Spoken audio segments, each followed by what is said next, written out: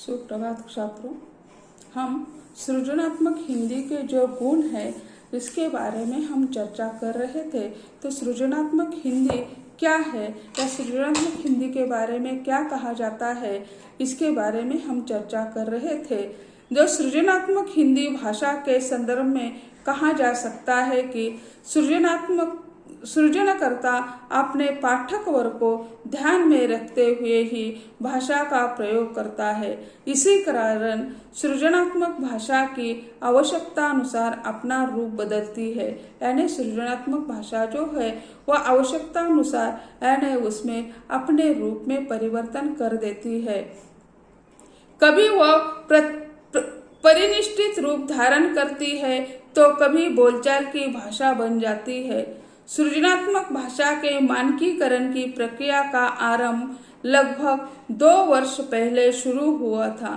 आज सृजनात्मक हिंदी मानक हिंदी खड़ी बोली का वह परिष्कृत रूप है जो भारत की राष्ट्रभाषा, राजभाषा और व्यवहार भाषा के रूप में स्वीकृत है। यह उच्च शिक्षा का माध्यम है।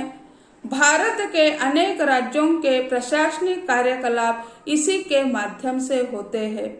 इसमें सभी प्रकार के ज्ञान, विज्ञान, वाणिज्य, प्रौद्योगिकी, पत्रकारिता और तकनीकी आदि से संबंधित समर्थ शब्दावली है। अतः यह हर दृष्टि से स्वायत्त है, यानी अपना अलग रूप वह ले सकती है। समय के अनुसार उसमें परिवर्तन होता है। सृजनात्मक या मानक हिंदी के प्रयोक्ताओं की संख्या भारत और विदेशों में 50 करोड़ से भी अधिक है। सृजनात्मक भाषा का प्रयोग करने वाले जो है विदेशों में भी यानी हमें दिखाई देते हैं। इसका प्रयोग क्षेत्र भारत का विशाल भूभाग तो है ही, इसके अतिरिक्त कई विदेशों में शिक्षा एवं साहित्य के स्तर पर इसका प्रचार प्रसार यानी आज भी हम देखते हैं विदेशों में हिंदी का जो स्थान है, यानी वह साहित्यिक रूप में हो या अलग अलग रूपों में उसका प्रयोग किया जाता है। आज सृजनात्मक हिंदी किसी भी प्रकार के विषय संबंध में हर प्रकार की अभिव्यक्ति में समर्थ है, यानी वह अलग अलग रूपों में उसका प्रयोग यानी विदेशों में किया जाता है। शिक्षा शास्त्र, ज्ञान विज्ञान, वाणिज्य, पत्रकारिता, कानून आदि क्षेत्र की किसी भी प्रकार की अभिव्यक्तियों के लिए उसके पास अपना उपयुक्त शब्द भंडार है। आज उसका उपयुक्त शब्द भंडार भी हमें दिखाई देता है। तो उसके लिए कई वैज्ञानिक, भाषा वैज्ञानिक ये अपने अपनी दृष्टि से काम करते हुए दिखाई देते हैं। अपनी सार्थक प्रयुक्तियां, अपनी संरचना प्रक्रिया, सृजनात्मक या मानक भाषा की विशेषता उसकी केंद्रोन्मुखता है। इस दृष्टि से हिंदी को मानक रूप प्रदान करने में राजनीतिक परिस्थितियां भी सहायक रही है। सृजनात्मक हिंदी देश विदेश के करोड़ों लोगों के द्वारा प्रयुक्त होने के कारण बड़ी शीघ्रता से मानक रूप प्राप्त कर देती है। आज इसका प्रयोग करने वाली लोगों की संख्या जो हम देखते हैं तो 70 करोड़ आज इसकी संख्या मानी जाती है।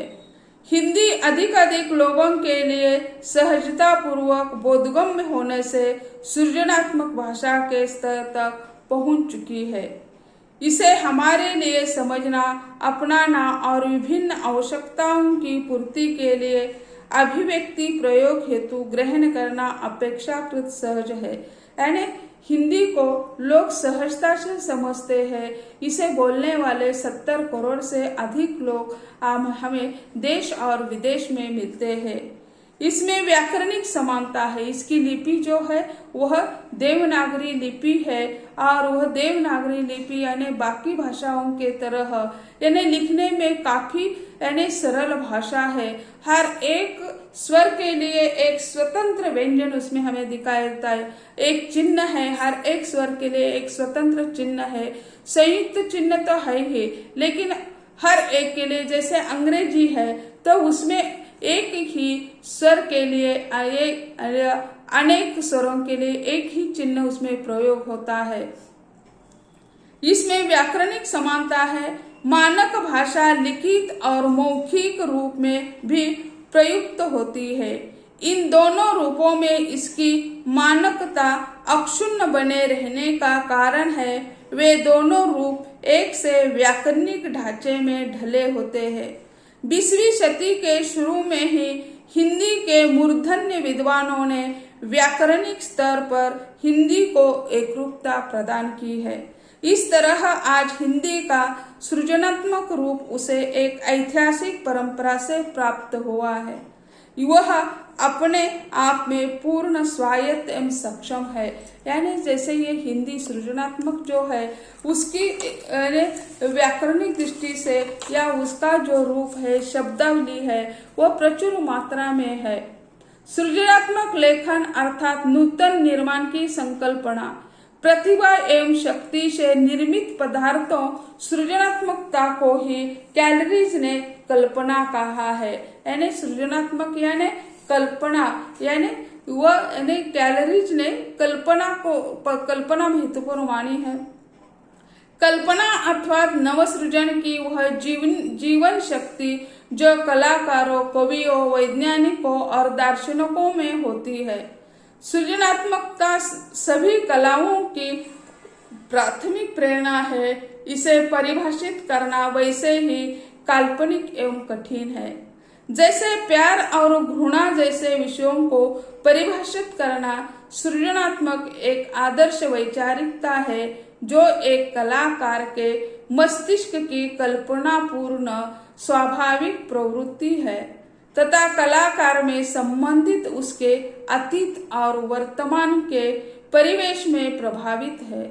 सृजनात्मकता व्यक्ति की वह योग्यता है जिसके द्वारा उन वस्तुओं या विचारों का उत्पादन करना है। वह अनिवार्य रूप से नए हो और जिन्हें वह पहले से जानता हो। जो व्यक्ति इस प्रकार का नवीन कार्य करते हैं उन्हें सृजनशील या सृजनकर्ता कहा जाता है।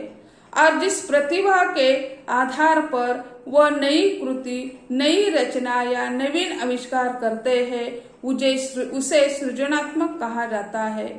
कई विद्वानों ने सृजनात्मकता की परिभाषा की है। यानी जैसे इसके बारे में सृजनात्मक भाषा क्या है, इसके बारे में कई विद्वानों ने अपने विचार प्रस्तुत किए हैं। वे कहते हैं, स्टेनगर ने कहा है, किसी नई वस्तु का पूर्ण या आंशिक उत्पादन सृजनात्मक कहलाता है।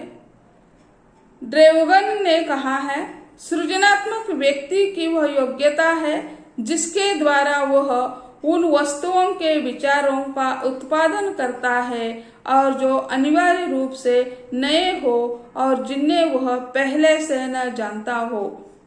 स्किनर के अनुसार उसके यानी परिभाषा करने का प्रयत्न कर दिया है।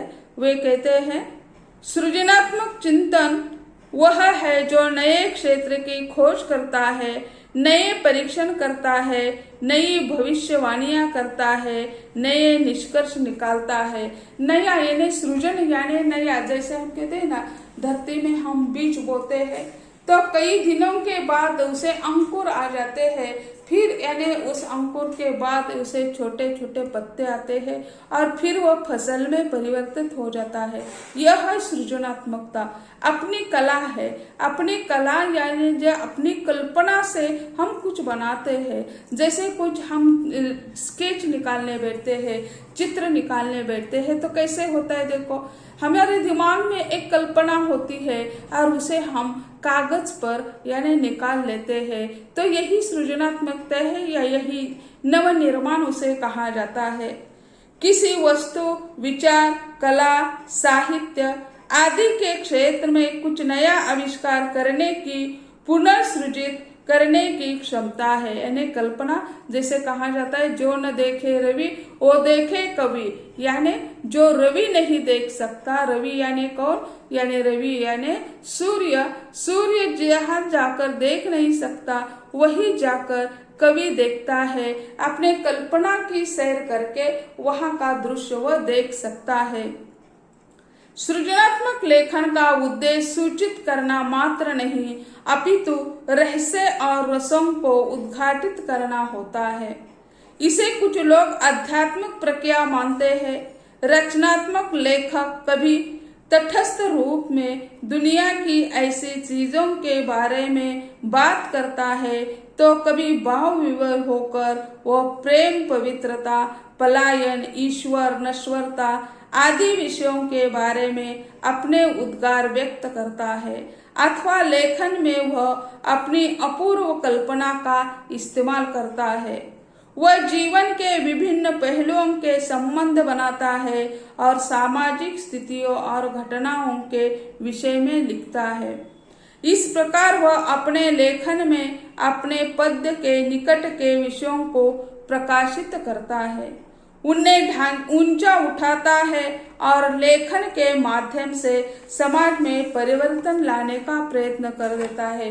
अपनी तुलिका के माध्यम से अपनी जो कल्पना है उसी को साकार कर देता है, उसी के माध्यम से अपने विचार समाज के सामने रखने का प्रयत्न कर देता है। निष्कर्ष रूप से सृजनात्मकता से अभिप्राय है जीवन के विभिन्न क्षेत्रों में नवीन दृष्टिकोण अपनाना। इस प्रकार सृजनशील व्यक्ति सदा नए दृष्टिकोण, विचार और व्यवहार अपनाने के लिए तत्पर रहता है, जिसमें वह समस्या के नवीन समाधान खोजने में सफल रहता है।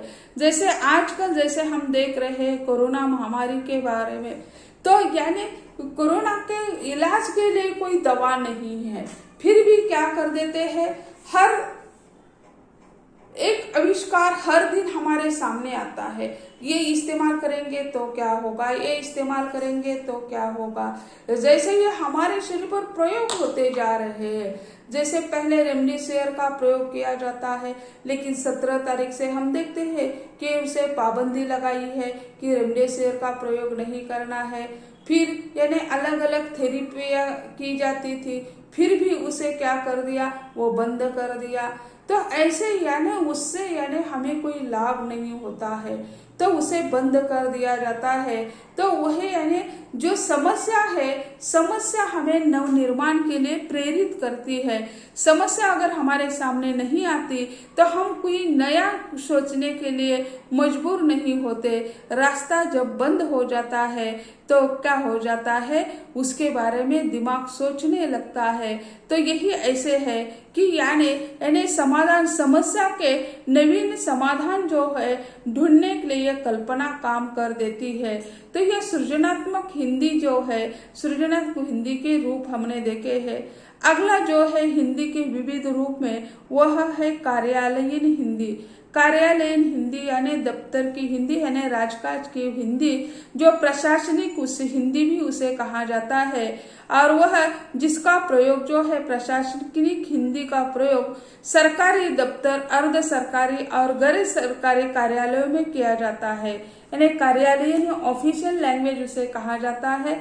और वह हिंदी यानी प्रयोग जो होता है उसका सरकारी, अर्ध सरकारी, गैर सरकारी कार्यालयों में उसका प्रयोग किया जाता है।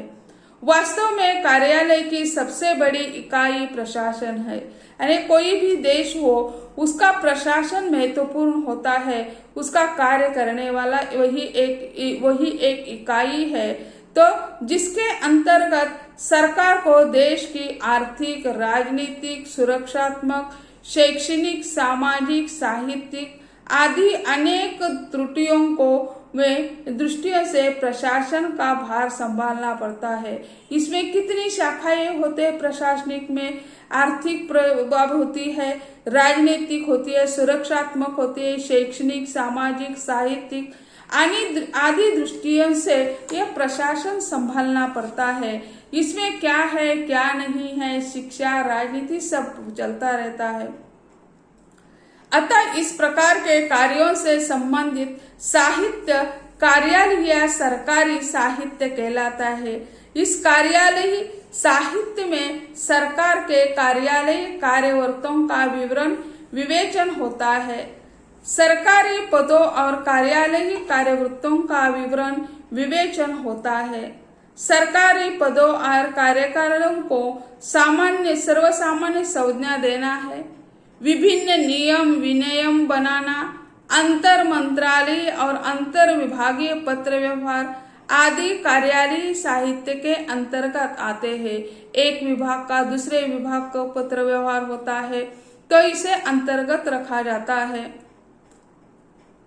सरकारी साहित्य की प्रकृति के अनुसार कार्यालयीय भाषा का प्रयोग यानी निश्चित होता है। तो ऐसे यह कार्यालयीय भाषा है।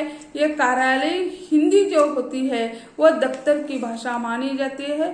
तो छात्रों, आज हम यही कहते हैं, अगले लेक्चर में उसका बचा हुआ हिस्सा हम देख लेंगे। धन्यवाद।